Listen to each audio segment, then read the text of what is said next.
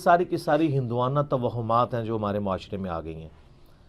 ایک چیز ضرور ہے، صحیح بخاری اور مسلم کی متفق علیہ حدیث ہے، نبی صلی اللہ علیہ وآلہ وسلم نے فرمایا کہ جب مغرب کا وقت ہو جائے تو اپنے بچوں کو باہر نہ نکالو، اس وقت شیاطین نکلتے ہیں اور وہ بچوں کو اچک لیتے ہیں۔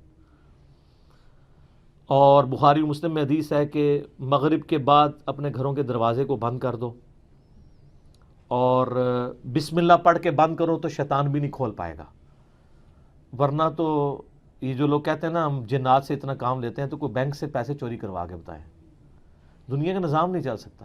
اللہ تعالیٰ نے یہ جو ہرڈل ہے وہ سب کے لیے رکھی ہوئی ہے۔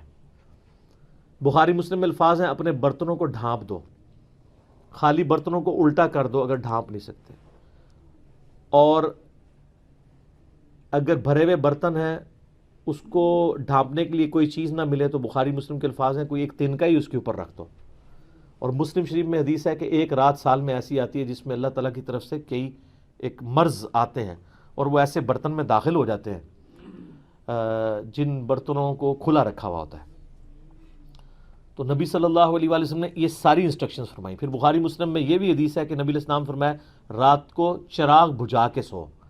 بعض اوقات آپ علیہ السلام نے فرمایا کہ جو وہ چوہا ہے وہ دیے کی بتی کو لے جاتا ہے اور گھر میں آگ لگ جاتی ہے، بلکہ بخاری مسلم میں یہ بھی موجود ہے کہ نبی علیہ السلام کے مبارک زمانے میں ایک گھر کو آگ لگی اور سارے گھر والے جل گئے، اور وہ اسی طرح لگی تو آپ علیہ السلام نے منع فرمایا۔ اور اس کو آپ آج کل کے اعتبار سے دیکھ لیں، یہ سوئی گیس کے ہیٹر یا اور بھی آگ والی کوئی بھی چیزیں رات کو بند کر کے سونا چاہیے۔ آئے دن ابھی تک واقعات ہو رہے ہیں کہ لوگ مرتے ہیں، لوڈ شیڈنگ ہوتی ہے، جب گیس آتی ہے تو آٹومیٹک ہیٹر تو آپ کو پتہ ہے 15-20 ہزار روپے کا ملتا ہے، ہمارے جو عام 2,500-3 ہزار والے ہیں ہیٹر، یہ تو جب گیس آئے گی تو دوبارہ چلنا شروع ہو جائیں گے، اور ظاہر ہے وہ پائلٹ بھی بجھ گیا ہوتا ہے۔ ایک ظلم تو یہ کر رہے ہیں نا، اتنی گیس لے جاتے ہیں کہ پائلٹ بھی نہیں چلتا، اگر پائلٹ جلتا رہے نا تو دوبارہ گیس آئے تو ہیٹر چل اٹھے۔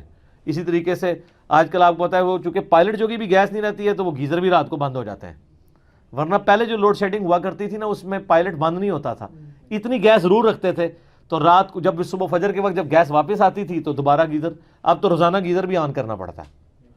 آٹومیٹک تو تھوڑے لوگ ہی افورڈ کر سکتے ہیں، اتنے مہنگے ہیں۔ تو یہ چیزیں ضرور ہیں، باقی یہ توہمات ہیں کہ جی گھر کی منڈیر پہ کوا بیٹھ جائے تو مہمان آ رہا ہے، کالی بلی راستہ کاٹ دے تو یہ کوئی نحوست ہے، شیشہ ٹوٹ جانے کو نحوست سمجھتے ہیں۔ اچھا کہتے ہیں جوتی پہ جوتی چڑھی ہو تو سفر لکھا ہے، تو میں اکثر کہتا ہوں میری جوتی پہ جوتی چڑھا دیں آپ روزانہ کے لیے، میں تو جاتا ہی نہیں ہوں کہیں، اس طرح سفر نہیں ہوتا۔ آٹومیٹکلی بھی کئی بار میری جوتی پہ جوتی چڑھی ہوتی ہے، میں تو مہینوں نہیں نکلتا ہوں، ضرورت ہی نہیں پڑتی۔ تو یہ ہیں ساری چیزیں جو توہمات سے تعلق رکھتی ہیں، اور نبی علیہ السلام نے ان چیزوں کو کنڈیم فرمایا۔ قرآن حکیم میں واضح آیت ہے، سورہ بنی اسرائیل میں 36 نمبر آیت، جو 10 کمانڈمنٹس آئی ہیں نا، 9th کمانڈ ہے وَلَا تَقْفُ مَا لَيْسَ لَكَ بِهِ عِلْمٌ إِنَّ السَّمْعَ وَالْبَصَرَ وَالْفُؤَادَ كُلُّ أُولَٰئِكَ كَانَ عَنْهُ مَسْئُولًا۔ اے انسان کسی چیز کی پیروی اس وقت تک مت کر جب تک کہ تیرے پاس اس کے بارے میں ڈیفینیٹ علم نہ آ جائے۔ بے شک کان، آنکھیں اور عقل، دل یا دماغ کوئی بھی چیز، عقل، اس کے بارے میں تم سے پوچھا جائے گا۔ ان 3 چیزوں کو استعمال کر کے تم نے حق بات تک پہنچنے کی کوشش کیوں نہیں کی؟ اور یہ زلزلہ کیوں آتا ہے؟ اور یہ گائے نے ایک سینگ کے اوپر زمین اٹھا رکھی ہے، جب تھک جاتی ہے دوسرے پہ اٹھاتی ہے تو زلزلہ آ جاتا ہے۔ اب یہ توہمات ہیں، وہ کتنی بڑی گائے ہے، کدھر ہے، سب جھوٹ ہے۔ اسلام ان چیزوں کو نہیں مانتا، یا سائنس پروف کر دے مانیں گے۔ ایکوائرڈ نالج بھی ڈیفینیٹ ہے، ریویلڈ نالج بھی ڈیفینیٹ ہے، لیکن ایکوائرڈ نالج وہ جو یعنی سرٹیفائیڈ ہو تجربات سے۔ مثلا یہ چیز بالکل اسٹیبلش ہے کہ پیٹرول سے آگ بھڑکتی ہے، کبھی ایسا نہیں ہوا کہ آگ کے اوپر پیٹرول پھینکا جائے تو پانی کی طرح اس کو بجھا دے، تو یہ بالکل definite physical phenomena of nature ہے۔ یہ قرآن و سنت کی اتنا حجت ہے، اتنا حجت ہے کہ آپ دیکھیں حضرت ابراہیم علیہ السلام نے نمرود کو جس دلیل پہ خاموش کروایا تھا وہ ہے ہی یہی تھی کہ میرا رب وہ ہے جو مشرق سے سورج نکالتا ہے، اگر تو رب ہے تو مغرب سے نکال کے بتا، تو ہکا بکا رہ گیا تھا کافر۔ اب یہ سائنٹیفک ایک فینومینا تھا جو حضرت ابراہیم علیہ السلام نے سامنے پیش کیا۔ اللہ تعالیٰ کے جو یہ فزیکل فینومینا ہیں اتنے محکم ہیں کہ کبھی کبھار ہی ٹوٹتے ہیں۔ آگ ایک ہی دفعہ ٹھنڈی ہوئی ہے ابراہیم علیہ السلام کے لیے، روز روز تو نہیں ہوتی. کعبے کو بھی اللہ تعالیٰ نے ابرا کے لشکر سے ایک ہی دفعہ بچایا ہے. اس کے بعد تو یزید کے دور میں خانہ کعبہ کے اوپر چڑھائی ہوئی ہے اور غلاف کعبہ کا کچھ حصہ جل گیا. اس کے بعد پھر حجاج بن یوسف کی چڑھائی کے دوران خانہ کعبہ کی دیواریں منہدم ہو گئیں, کچھ نہیں ہوا. واقعہ حرہ میں مدینہ شریف کی حرمت پر مال ہوئی. دنیا بقدر ایفرٹ ہے. آپ لاکھ کہتے ہیں بزرگوں نے دنیا کا نظام سنبھالا ہوا ہے, کوئی فرق نہیں پڑتا. یہ چیزیں بقدر ایفرٹ چل رہی ہوتی ہیں. باقی یہ جتنے توہمات ہیں کہ شام کے وقت جناب وہ آپ جھاڑو نہیں دے سکتے, بھئی کیوں نہیں دے سکتے؟ کامن ہے. ناخن نہیں کاٹ سکتے. اور میں نے تو گھروں میں لڑائیاں ہوتی دیکھی ہیں اس بات کے اوپر. خاوند بیویوں کو ڈانٹ رہے ہیں, مائیں بچوں کو ڈانٹ رہی ہیں, رات کے وقت کو ناخن کاٹ لے, اور ان سے یہ پوچھیں کہاں لکھا ہوا ہے, تو نہ ان کو پتا نہ ان کو بتانے والوں کو پتا. سارے سنا کے سننی ٹنی پڑھا کے سننی بنو. اسلام میں کوئی ایسی چیز نہیں ہے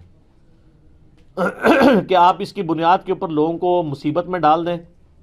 جو چیزیں منع کرنے والی تھی وہ کر دی گئی ہیں. وہ میں نے آپ کو بتا دیا کہ رات کے وقت بچوں کا نہیں نکالنا آپ نے, مغرب کے وقت, وہ ساری چیزیں اپنی جگہ موجود ہیں. اچھا ہوتی کوئی یعنی 10 چیز موجود ہے, اس کے ساتھ صفر لگا کے اس کو 100 کر دیتے ہیں, کوئی اور صفر لگا کے 1000 کر دیتا ہے. اس طریقے سے بڑھاتے چلے جاتے ہیں, غلوف کرتے جاتے ہیں. حقیقت میں وہ چیز بڑی تھوڑی ہوتی ہے.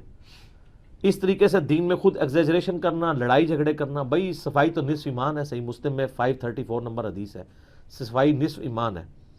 وہ صفائی کے لیے کوئی ٹائمنگ نہیں بتائے گی, جس وقت مرضی آپ کریں صفائی. اچھا جن چیزوں میں ٹائمنگ بتائی تھی اس میں کوئی فالو نہیں کرتا. سورہ نور اٹھا کے دیکھیں, اللہ تعالیٰ نے 3 اوقات میں کسی کے گھر جانے سے منع فرمایا. ارلی ان دا مارننگ, دوپہر کے وقت اور رات کے وقت. تو مجھے تو بڑا غصہ آتا ہے ایسے لوگوں پہ جو عشاء کے بعد جو ہے وہ مہمان بن کے تو منہ اٹھا کے آ جاتے ہیں. تو میں تو بالکل اسٹریٹ فارورڈ ہوں. میں دروازے پہ آ کہتا ہوں نہیں میرا ٹائم نہیں ہے جی, انشاءاللہ پھر ملیں گے. اس کو لوگ بد اخلاقی سمجھتے ہیں, حالانکہ یہ عین اخلاق ہے, یہ میرا حق ہے. مس بیل نے بار بار دینا ایک بہت ہے. مجھے ضرورت ہوگی میں دوبارہ کال کر لوں گا, اگر نہیں کرنی 50 کے بعد بھی نہیں کروں گا. آپ کو کسی نے حق نہیں دیا کہ آپ میری زندگی میں انٹرفیئر کریں. بخاری مسلم میں حدیث ہے, نبی علیہ السلام فرمایا اگر کوئی کسی کے گھر میں جھانک رہے نا اور وہ آگے سے نیزہ مار کے اس کی آنکھ بھی نکال دینا, اس پہ کوئی قدغن نہیں ہے.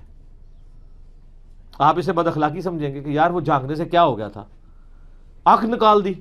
بھئی اسلام تو یہی کہتا ہے, سختی ہے. خود نبی علیہ السلام نے ایک صحابی کو یہ کہہ دیا تھا کہ اگر میں جان رہا ہوتا تو میں تیرے ساتھ کر دیتا. حتیٰ کہ بخاری مسلم میں یہ بھی حدیث ہے کہ دروازہ کھٹکھٹاؤ, دستک دو, جواب آ جائے تو ٹھیک 3 دفعہ, ورنہ واپس چلے جاؤ. اس بات کا برا بھی نہ مانو. یہ کیوں ہے؟ کوئی اگلے کی مرضی نہیں ہے, نہیں ملنا چاہتا آپ سے, کیوں آپ اس کو مجبور کر رہے ہیں؟ تو یہ سب کی سب چیزیں ہمارے معاشرے میں توہمات چل رہی ہیں. انہی میں سے یہ بھی ہے. اسلام یا ایکوائرڈ نالج کو مانتا ہے یا ریویلڈ نالج کو. سر پھر گورے کو اسلام ہے نا.